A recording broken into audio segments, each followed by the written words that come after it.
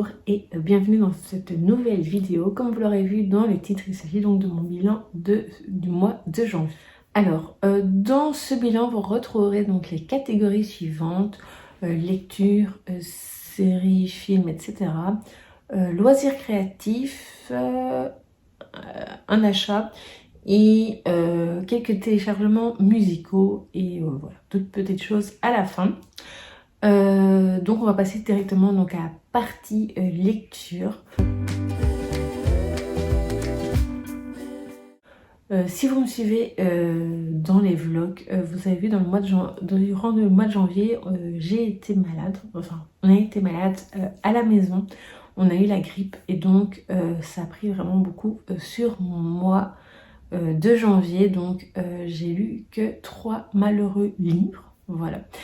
3 malheureux livres, mais qui étaient des excellentes lectures. Donc voilà, j'espère que mon rythme sera meilleur au mois de février, que c'est juste voilà, un démarrage un peu compliqué. Donc ma première lecture du mois de janvier a été Ex Education donc de Maureen Kilmer. Voilà, donc la couverture est très jolie, donc c'est aux éditions Eldercraft que je ne connaissais pas du tout. En ce qui concerne le résumé, donc il s'agit donc de 3 sorcières donc, qui s'appellent Sarah, Katrina et Alicia, qui donc à la fac elles étaient inséparables, mais il va se passer quelque chose lors donc, de leur passage là-bas, un incident qui va qui va bouleverser leur vie, on va dire ça comme ça.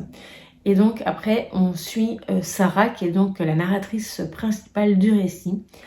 Donc elle est mariée, elle a 2 ados qui sont donc des jumeaux. Elle travaille dans l'immobilier et donc c'est une sorcière. Et donc on la voit au fur et à mesure qu'elle vit avec ce don de magie, etc. Et à un moment donné, elles vont se retrouver à une réunion d'anciens élèves.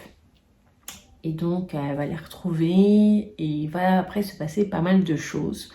Et notamment, une personne va vouloir faire un podcast sur ce qui s'est passé lors de leur passage à l'université. Voilà, donc ça c'est pour le résumé en gros. Moi j'ai vraiment beaucoup aimé suivre Sarah. C'est une narratrice qui m'a beaucoup plu. Je trouve que les personnages étaient bien construits et une mention spéciale pour le chat de Sarah. Vraiment une mention spéciale. Je peux pas trop vous en dire parce que sinon ça vous donnera peut-être vous spoiler, ça vous donnera pas envie de lire ce livre. Bon évidemment on y parle magie, sorcellerie, etc. Mais il n'y a pas que ça, il y a le côté aussi un peu suspense de ce qui s'est passé cette fameuse nuit lors de leur passage à l'université, savoir qui est responsable, etc. Et voilà, j'ai bien été surprise par le dénouement, l'histoire est très prenante, les chapitres sont courts donc ça c'est bien, c'est facile, les pages se tournent toutes seules. Et voilà, il y a un peu d'humour, voilà. Donc c'est vraiment... ça m'a fait un peu penser à un côté un peu humoristique, tout ça, avec le côté lien de sorcière à Dangereuse Alliance, que je regardais quand j'étais ado. Donc voilà. Et voilà, ça m'a fait penser un peu à ça. Et voilà, j'ai bien aimé tous les personnages, le mari de Sarah, ses enfants... le chat, je l'ai déjà dit. Voilà, donc c'est une lecture que je vous conseille de découvrir. Ensuite, j'ai lu Les tambours donc, du Dieu noir de P.J. Lee Clark, ou son nom complet c'est Fenderson J. Lee Clark, voilà. Donc c'est 2 nouvelles. La première c'est donc Les tambours du Dieu noir et la seconde c'est L'étrange affaire du djinn du Caire, qui est vraiment bien aussi. Dans l'ensemble c'est une lecture qui m'a plu, même si j'avoue que la première nouvelle, donc Les tambours du Dieu noir, m'a moins accrochée, on va dire ça comme ça, que L'étrange affaire du djinn du Caire, où là j'ai vraiment lu, j'avais vraiment envie de savoir tout, donc je l'avais lu d'une traite. Alors la première, donc Les tambours du Dieu noir, voilà, j'ai bien aimé. On y suit donc une jeune fille qui s'appelle Lavry, voilà, elle a un nom évidemment, et elle va entendre quelque chose et donc elle va essayer d'alerter, voilà, c'est une voleuse, elle va essayer d'alerter les bonnes personnes concernant ce qu'elle a entendu. Et donc voilà, j'ai bien aimé, mais il y avait des petits trucs, il y avait un dialecte dedans où je sais pas, moi ça me cassait le rythme de ma lecture. Voilà, j'aurais peut-être aimé que ce soit mis autrement, je sais pas. Mais bon, voilà, ça c'est mon point de vue personnel, donc peut-être que ça va pas gêner d'autres personnes, mais moi ça m'a dérangé. Enfin voilà, ça m'a cassé mon rythme, voilà. Et le deuxième, j'ai bien aimé, j'ai beaucoup aimé le personnage de Fatma, voilà, j'avais un trou. Donc ça se passe quand même en 1912 et donc elle est quand même agente du ministère de l'alchimie, des enchantements et des entités surnaturelles. Donc elle va travailler avec un policier, on va dire lambda.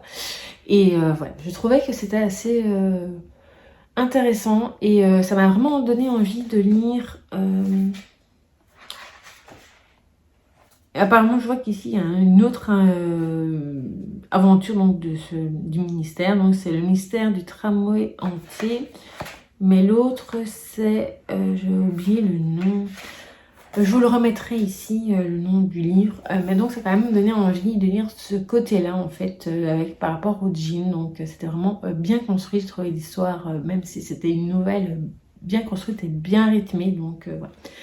Donc je ne suis quand même pas déçue de ma lecture. Et enfin, le dernier que j'ai lu, c'est 4 sœurs et les secrets de Paris, donc de Sophie Régal-Boulard. Où là, donc j'ai retrouvé mes 4 sœurs préférées. Donc elles s'appellent Laure, Lisa, Luna et Lou. Voilà, pour une fois, j'ai bien retenu. Et donc on va suivre Laure et ses petites sœurs, surtout à la base, qui vont faire un reportage sur Paris. Et voilà, mais Laure va recevoir des messages un peu mystérieux qui donc, voilà, c'était pas mal du tout. Moi j'ai bien aimé parce que j'ai vraiment eu l'impression de visiter Paris. Je ne suis jamais allée donc je trouvais ça très chouette.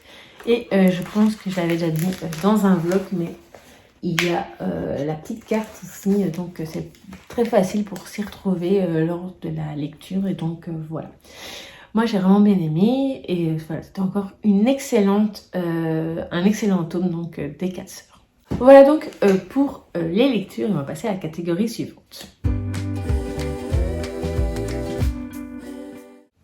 Donc cette catégorie, je vais me munir de mon carnet et on va parler donc série.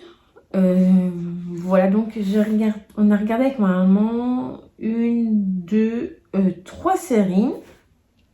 Et moi, j'ai regardé 2 trucs un peu plus musicaux, on va dire, mais voilà. Donc le premier, donc c'est toutes des séries françaises d'ailleurs. La première, c'est Commandant Saint-Barth. Donc il y a 6 épisodes, donc c'était la première saison. J'espère qu'il y aura une saison 2 parce que j'ai bien aimé. Donc le Commandant Saint-Barth, c'est un policier, un commandant pas conventionnel du tout, les limites borderline. Voilà, il n'est pas du tout dans les clous. Et voilà, c'était assez humoristique. Ça se passe à Saint-Barth, donc le paysage, ça change, c'est très joli. Et voilà, moi j'ai vraiment beaucoup aimé. Ensuite, on a regardé Erika, donc saison 1, donc il y avait 6 épisodes, donc c'est d'après les romans de Camilla Läckberg, donc c'est une autrice suédoise, je pense, ou norvégienne, je ne sais plus, je vous le mettrai ici. Donc c'était donc 6 épisodes, donc c'était chaque fois 2 épisodes donc pour un titre, donc il y avait plusieurs parties, donc voilà. Donc il y avait la princesse des glaces, après je crois que c'était le tailleur de pierre et l'autre, je ne sais plus comment ça s'appelait la dernière partie, mais c'est tous des livres qui correspondent à des titres déjà parus de Camilla Läckberg. Alors, je pense qu'il y a des choses qui sont un peu différentes des romans. Déjà, à mon avis, l'ambiance n'est pas aussi sombre, je vais dire ça comme ça, que dans un roman, un polar nordique. Donc, voilà. Donc, je sais que c'est ce qui a été fort reproché, c'était que c'était plutôt un peu trop gentillet, je crois. Voilà. Moi, j'ai bien... C'est vrai que les 2 premiers épisodes, c'était assez... par moments niais, je trouvais. Voilà, peut-être... Mais les 4 derniers épisodes, je trouvais qu'il y avait un peu plus, enfin c'était un peu plus dur voilà, au niveau des enquêtes aussi. Donc voilà, c'était une assez bonne surprise et voilà, je serais quand même curieuse de voir s'il y a une saison 2. Ça m'a quand même donné envie de découvrir La Princesse des Glaces, même si j'avoue que j'ai un peu peur forcément. Je pense qu'effectivement c'est beaucoup plus sombre de ce qui était proposé dans la série, mais bon, je me dis pourquoi pas. Voilà, donc la dernière série française, c'est donc Made in France, donc c'était 6 épisodes, c'était la première saison. J'espère qu'il y aura une saison 2. Bon là, on est complètement dans autre chose, c'est pas du tout policier. On suit Rita, qui est donc mariée, qui a 3 enfants. Elle découvre que son mari la trompe, et en fait, elle est curieuse de découvrir qu'elle est cette maîtresse, dont elle connaît son nom. Elle sait où elle travaille, et donc elle va se présenter à son travail, et elle va devenir son assistante. Et donc, la maîtresse de son mari s'appelle Olympe. Et donc, elle travaille chez Valière, qui est donc une marque de luxe de maroquinerie, voilà. Et moi, j'ai bien aimé. C'était une très très bonne surprise. Voilà, donc le résumé, voilà, je vous raconte pas tout. C'est le résumé que vous pouvez trouver sur Google, etc. Et donc, voilà, moi j'ai vraiment bien aimé. J'espère qu'il y aura une suite. La fin laisse penser qu'il pourrait y avoir une suite. Donc, voilà, ça changeait. Je trouvais ça très sympathique. Et voilà. Donc, ensuite, on va passer donc, à ce que j'ai regardé plutôt un documentaire et un concert. Donc, c'est un documentaire que j'avais déjà vu. Donc, c'est Miss Americana, donc avec Taylor Swift. Donc, je vais pas trop m'étaler dessus. Voilà, moi j'ai vraiment bien aimé, ça m'a fait plaisir de le revoir et voilà. Et ensuite j'ai regardé Taylor Swift City of Lover, donc c'est donc un concert que je n'avais jamais vu, il est très court et moi c'était donc par rapport à son album Lover et j'ai bien aimé le découvrir, voilà. Donc c'est tout pour les séries, etc. Et on va passer à la catégorie suivante. On va passer maintenant au loisir créatif. J'ai fait un coloriage donc dans le coloriage mystère Disney Vitro. Bon, pour l'instant c'est celui que je préfère le plus utiliser et j'ai réalisé donc le numéro 24 qui est donc Big Ben. Voilà aussi plutôt contente du résultat. Voilà. Je trouve plutôt très joli. Voilà, pas toujours simple de choisir les couleurs comme chaque fois, mais voilà, dans l'ensemble, je suis plutôt satisfaite. Voilà, maintenant, on va passer donc à la catégorie suivante, ce qui est donc mes achats. J'ai fait qu'un seul achat.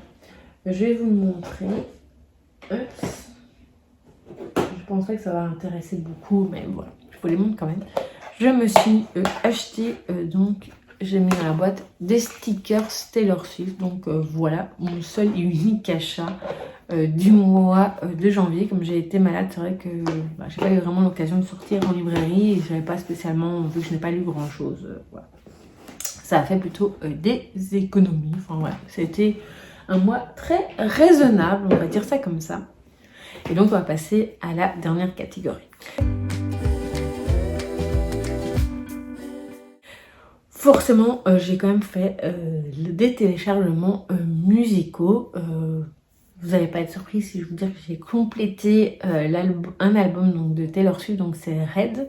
Je l'avais commencé déjà un petit temps. Et là, j'avais envie de le compléter complètement. Et j'ai également téléchargé des autres chansons de Taylor Swift. C'était des trucs live, plutôt des chansons live, la plupart. Notamment du concert City of Lover, comme je vous en avais parlé. Et également une chanson d'une participante de l'année passée à la Star Academy, donc Lénie, Sans toi. C'est une chanson qui me touche beaucoup. Je trouve certaines paroles très touchantes et voilà. Voilà, bon, moi je suis pas spécialement toujours Star Academy, mais là voilà, c'était une des exceptions, tout comme j'aime beaucoup Elena également. Voilà, bon là je l'ai pas téléchargé, mais voilà, c'était une petite parenthèse. Donc voilà pour les catégories de ce mois-ci. Sinon côté YouTube, forcément je note également ici dans mon carnet le nombre de vidéos que j'ai mis en ligne. Donc j'en ai mis que 7. C'est vrai qu'à la base j'avais prévu de mettre d'autres vidéos. Mais ce n'est pas grave, c'est juste partie remise. Il y en aura déjà certainement au moins une au mois de février. Et on verra pour la suite. Sinon, je voulais revenir sur les carnets que je vous avais déjà présentés. Donc, au niveau de 50 réflexions, j'ai plutôt bien rempli. Il y a certains jours, comme j'ai été malade, où je n'ai pas rempli, j'avoue. Donc, mais bon, la plupart des jours ont été remplis, donc je suis plutôt contente. Voilà, donc je continue bien évidemment au mois de février à le compléter. Et l'autre que je voulais vous parler, c'est donc Book Lover, donc le carnet de mes lectures. J'ai été plutôt bonne élève, surtout au niveau... Attendez, je vous montre ça tout de suite, je cherche la page. Je la retrouve pas évidemment. Ouais, ici. Là, donc, il y a donc un récapitulatif de toutes les... de mon mois de janvier. Et je trouve ça toujours très chouette. J'ai pas encore fait celui de février, donc il faut vraiment que je le fasse. Au niveau des fiches lecture, à part celui de Education qui est vraiment rempli, j'ai pas encore... j'ai commencé un peu les autres fiches. Et voilà. Et combien de pages j'ai lu voilà, j'ai presque tout rempli, mais j'ai même pas encore commencé celui du mois de février, donc voilà. C'est moyen, on va dire. Mais j'essaie de bien m'appliquer à le remplir régulièrement du mois. Je pense avoir fait le tour donc de ce bilan du mois de janvier, oui c'est ça. N'hésitez pas à me dire vous quelles ont été vos lectures, vos séries, etc. Et je vous dis donc à très vite pour une prochaine vidéo.